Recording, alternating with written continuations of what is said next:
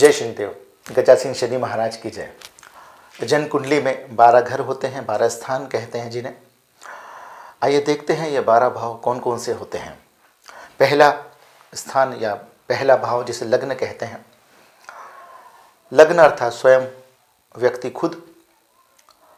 दूसरा भाव धन का भाव, धन संचय का भाव। तीसरा भाव पराक्रम का भाव। चौथा भाव सुख का, सभी प्रकार के सुख यहाँ से देखे जाते हैं, सुख का भाव। पांचवा भाव पंचम भाव, उसे संतान का भाव भी कहते हैं, विद्या बुद्धि ज्ञान का भाव भी कहते हैं। छठा भाव रोग ऋण शत्रु का भाव होता है।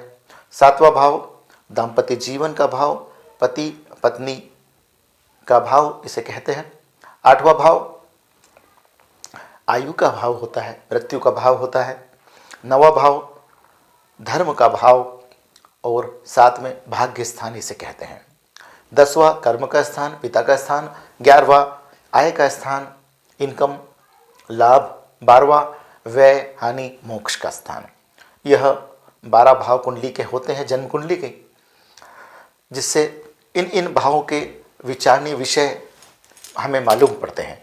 हम लोग पिछले 4-5 एपिसोड से चर्चा कर रहे हैं एक एक कुंडली के भाव की विस्तृत रूप से। अभी तक लग्न, द्वितीय, तृतीय और चतुर्थ भाव की हम विचारणीय विषय के बारे में चर्चा कर चुके हैं। आज बात करते हैं पंचम भाव की। पंचम भाव अर्थात संतान का भाव, विद्या का भाव, बुद्धि का, ज्ञान का भाव।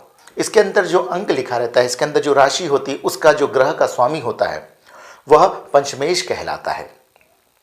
उदाहरण के लिए यदि यहाँ पर मेष राशि लिखी है तो मेष का स्वामी मंगल हुआ।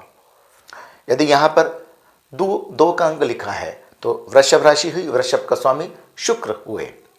तो पंचमेश कौन हुआ? पहले का मंगल हुए, और यदि वृषभ राशि है तो शुक्र पंचमेश हुए।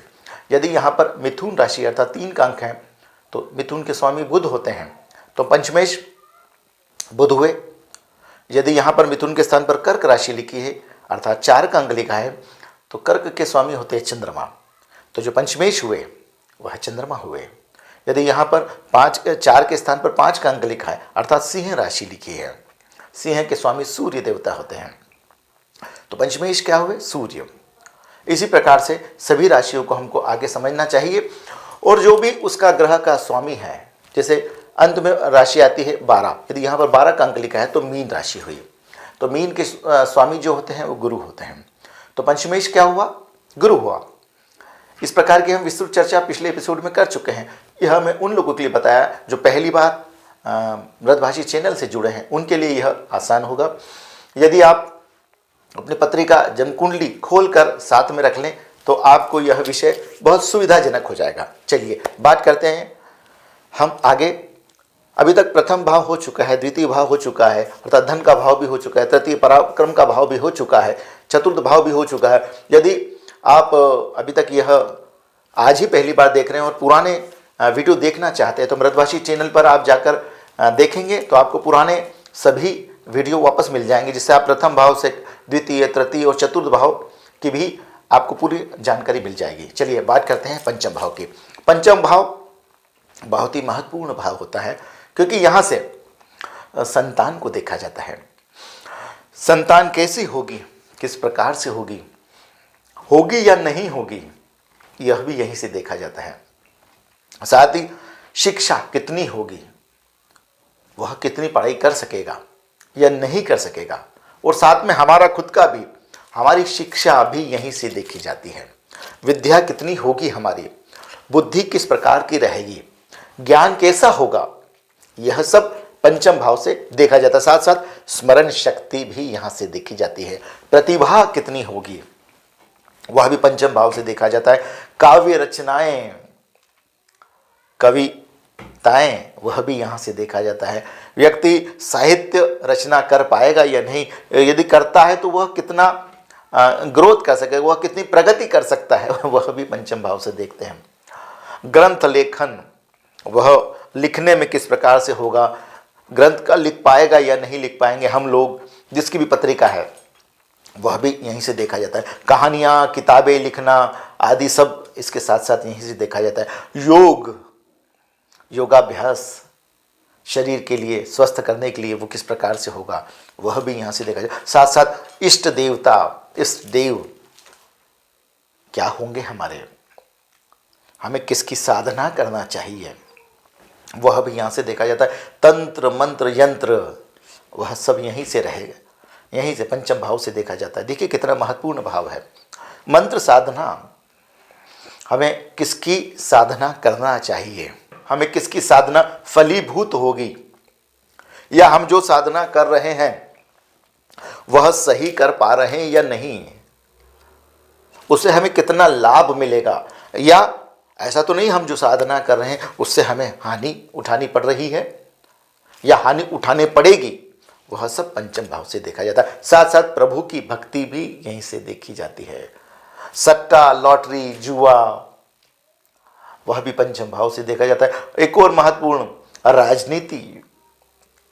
राजनीति, जी हाँ, पंचम भाव से देखी जाती है। राजनीति कितनी होगी, राजनीति हमारी पत्रिका में है या नहीं है, वह भी पंचम से और इसके पंचम से देखी जाती है।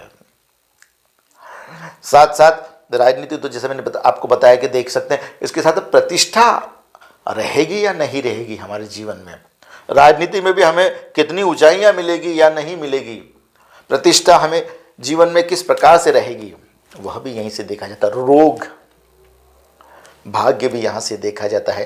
पेट, विशेष करके पेट और उसके आसपास ये रोग जो हैं वह पंच भाव से देखे जाते हैं। आमाशय के रोग वह भी सब यहीं से देखे हैं। साथ साथ गर्भाशय, गर्भधारण वह भी पंचम भाव से देखा जाता है। संतानों की संख्या, संतान कितनी होगी, उनमें भी प्रतिशत किसका ज़्यादा रहेगा, पुरुष का या नारी का, वह भी यहाँ से देखने में आता है। पेट के रोग सब यहीं से देखे जाते हैं। सिद्धि, हम जो मंत्र साधना करेंगे उसमें हमें सिद्धि प्राप्त होगी या नहीं होगी, वह भी पंचम भाव से देखी जाती। कुंडलिनी संबंधी जो प्रश्न हैं, यदि वह हम देखना चाहें तो उसके लिए भी पंचम भाव की तरफ हमें आना ही पड़ता है। प्रेम विवाह वह भी पंचम भाव से देखा जाता है। यदि प्रेम विवाह पत्रिका में है या नहीं है तो सफल रहेगा या असफल रहेगा, उसके लिए भी प्रारंभिक ज्ञान हमें पंचम भाव से ही प्राप्त होता है। यदि पंचम बलवान होता है, राहु का कहीं संबंध होता है, तो प्रेम विवाह के योग बनते ही हैं। आज हमने बात करी पंचम भाव की। आज का सूत्र, हृदय रोग जो होते हैं उनमें किन ग्रहों की प्रमुख भूमिका रहती है, बात करते हैं आज के सूत्र के रूप में। यदि सामान्य हृदय रोग आ रहा है आमतौर पर, तो सूर्य व शनि की इसमें प्रमुख भूमिका रहती है। यदि हृदय घात कारक हो रहा है हमें ज़्यादा, तो शनि और मंगल ग्रह, इन दोनों की जो युति है वह ज़्यादा असर करती हुई दिखती है। आमतौर पर जो है मंगल, गुरु और राहु और शनि, इनकी भूमिका प्रमुख रूप से हृदय रोग के अंदर आती है। आज के लिए इतना ही। आप देखते रहिए। अगले शनिवार हम बात करेंगे अगले इसकी बात की, छठे भाग की। जय शनिदेव।